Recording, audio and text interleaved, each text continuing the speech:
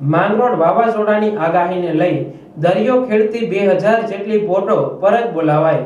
હવામાન વિભાગની આગાહીને પગલે જૂનાગઢના માંગરોળ પંથકમાં દરિયા કિનારે તંત્ર દ્વારા સુરક્ષાના ભાગરૂપે માંગરોળ બંદરની 2000 જેટલી ફિશિંગ બોટોને દરિયામાંથી પરત બોલાવવામાં આવી છે અને જેમાં હજુ માંગરોળ બંદરની 2 બોટો દરિયામાં દૂર ફિશિંગ માટે ગયેલ છે, જેને વાયરલેસ મેસેજથી તેમજ તેના માલિકને જાણ કરી પરત બોલાવવાની કાર્યવાહી હાથ ધરી અને આજ સાંજ સુધીમાં બંને બોટો પરત આવશે તેવી શક્યતા છે।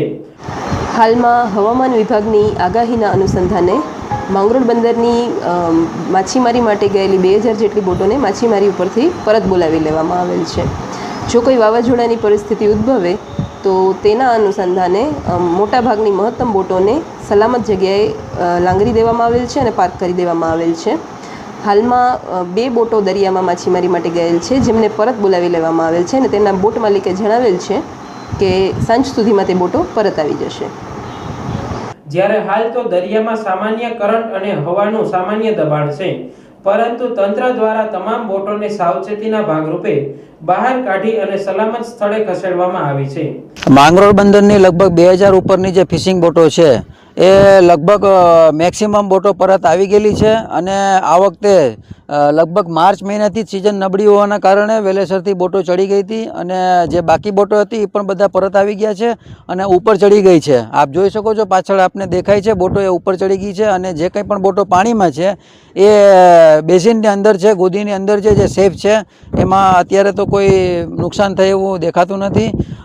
અને અમારી 2 બોટો ડીપસીની જે બોટો છે એ લાંબા અંતરે ડીપસીમાં ફિશિંગ કરતી હોય એમને પણ મેસેજ પહોંચાડી દેવામાં આવ્યા છે ને એ પણ આવકમાં જ છે, એટલે મેક્સિમમ આજે સાંજે અથવા કાલ સવાર સુધીમાં પરત આવી જશે એવા રિપોર્ટ છે। માલિક સાથે વાત થઈ છે, એમણે કીધું છે કે મારી બોટો આવી જશે એવી વાત થઈ છે। એટલે લગભગ અત્યારે વાવાઝોડું આવે તો અત્યારે આપણે ત્યાં બહુ મુશ્કેલ થાય એવી પરિસ્થિતિ નથી, બધી બોટો બંદરમાં આવી ગયેલી છે। માંગરોળ બંદરની કુલ 2200 પૈકી મોટા ભાગની બોટો દરિયામાં માછલી ન હોવાના કારણે માર્ચ મહિનામાં જ ઉપર ચડાવી દેવામાં આવી છે। માંગરોળ બંદરની તમામ બોટો ઓલરેડી ઉપર ચડી ગઈ છે, બાકીની જે 200-250 બોટો છે પાણીમાં છે, જે જગ્યાના અભાવે થોડીક તરતી રાખી છે, બાકી એ પણ સેફ જગ્યાએ છે એટલે એવો કોઈ પ્રોબ્લેમ નથી। અને વાતાવરણ ખરાબ થાય તો આપણી માંગરોળની 2 ડીપસી બોટો છે એ ફિશિંગમાં છે, એ બી સાંજ સુધીમાં પરત પહોંચી જશે એવી માલિક સાથે વાતચીત થઈ ગયેલી છે। એટલે આપણે સરકારશ્રીના અનુસાર નિયમો સર આપણી બધી બોટો માંગરોળમાં બોલાવી દીધેલી છે। હવામાન વિભાગની આગાહીના અનુસંધાને માનનીય શ્રી કલેક્ટર સાહેબ જૂનાગઢની સૂચના અનુસાર આ કચેરીમાં 20/4/7 કંટ્રોલ રૂમ શરૂ કરી દેવામાં આવેલો છે। કોઈપણ વ્યક્તિને કાંઈ પણ પ્રોબ્લેમ હોય તો ગમે ત્યારે તે કંટ્રોલ રૂમનો સંપર્ક કરી શકે છે। અમારા કંટ્રોલ રૂમના નંબરો પણ જાહેર કરી દેવામાં આવેલા છે। જરૂર જણાએ કોઈપણ પરિસ્થિતિને પહોંચી વળવા માટે પૂરની પરિસ્થિતિમાં એવી પરિસ્થિતિ સર્જાય તો મહાવીર સહકારી મંડળીના પ્રમુખશ્રી સાથે ચર્ચા થયા મુજબ તેની બોટ અને તેમના માછીમારો પણ સ્ટેન્ડ બાય રાખવામાં આવેલા છે। તેમજ આ તાલુકાના અમુક ગામોમાં જે દરિયાની નજીકના ગામો છે તેમની અંદર સાયક્લોન સેન્ટર સ્થિત કરવામાં આવેલા છે।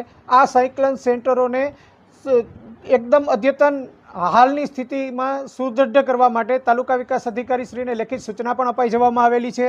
તેમજ આ મત્સ્ય ઉદ્યોગ અધિક્ષક શ્રીને પણ સૂચના અપાઈ છે કે બને તેટલી બોટો દરિયામાંથી પરત બોલાવી લેવાય। તેમના જણાવ્યા અનુસાર 2000 જેટલી બોટોને પણ પરત બોલાવી લેવામાં આવેલ છે।